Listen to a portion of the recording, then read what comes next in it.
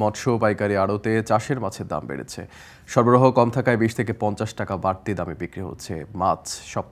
সপ্তাহ ব্যবধানে দাম আরও বাড়ার শঙ্কা ব্যবসায়ীদের। এ নিয়ে বিস্তারিত জানতে চাই। সিলেটের কাজীর বাজার মৎস্য পাইকারি আড়ত থেকে যুক্ত হচ্ছেন সহকর্মী রাকিবুল রাফি।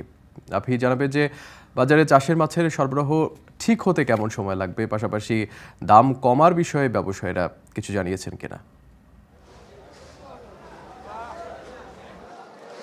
বিপ্লব, আমি এখন দাঁড়িয়ে আছি সিলেটের বৃহৎ মৎস্য পাইকারি আড়ত কাজীর বাজারে, এবং এখানে গত 2 সপ্তাহ আগে মাছের দামের যে ওঠানামার যে বিষয়টা, সেটা ব্যবসায়ীরা বলছেন যে পরিবহনের যে বাড়তি যে খরচটা, সেটা কিন্তু তারা ব্যয়বহুল হিসাবেই চিন্তা করছেন। এবং যারা ভোক্তা পর্যায়ে মাছের যে যারা কিনেন এবং যারা খুচরা পর্যায়ে বিক্রি করেন, তারাও কিন্তু বলছেন যে মাছের খাবারের যে বিষয়টি বলছেন তারা, সেটা কিন্তু চড়া দামে কিনতে হচ্ছে। এবং উৎপাদন কেন্দ্রে যে মাছের যে চাষের মাছ যেগুলো রয়েছে, সেগুলোতে দেখা গিয়েছে যে খুব চড়া দামেই কিন্তু বিক্রি করতে হচ্ছে ব্যবসায়ীদের, যারা এখানে পাইকারি বা আড়তদাররা আছেন। এবং তারা বলছেন যে দাম কমার কোনো শঙ্কা বা কোনো রকম চিন্তাভাবনা তারা করছে না, কারণ পরিবহন ভাড়া এবং মাছের খাদ্য যেরকম ভাবে তারা বাড়তি দেখছেন, সেখানে কিন্তু মাছের দাম কমানোর কোনো আশঙ্কা নেই তাদের। এবং এখানে পাইকারি আড়তে যে হারে মাছের দাম বৃদ্ধি হচ্ছে, সেখানে কিন্তু ভোক্তা পর্যায়ে এবং খুচরা পর্যায়ে গিয়েও কিন্তু তারা বেশ বেগ পেতে হচ্ছে ভোক্তা পর্যায়ে। এবং আমরা এখানে কয়েকটি ব্যবসায়ীদের সাথে কথা বলে যেটা জানতে পেরেছি যে পাবদা এখন বিক্রি হচ্ছে 380 করে বাড়তিতে, এবং পাঙ্গাস বিক্রি হচ্ছে 160 থেকে 170 পর্যন্ত।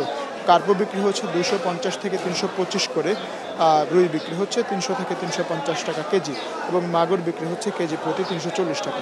তেলাপিয়া বিক্রি হচ্ছে 150 থেকে 180 টাকা কেজি। কই বিক্রি হচ্ছে 250 টাকা কেজি, এবং কাতলা বিক্রি হচ্ছে 280 থেকে 325 টাকা কেজি। এবং বড় রুই যেটা আছে চাষের, সেটা বিক্রি হচ্ছে 700 থেকে 870 টাকা কেজি।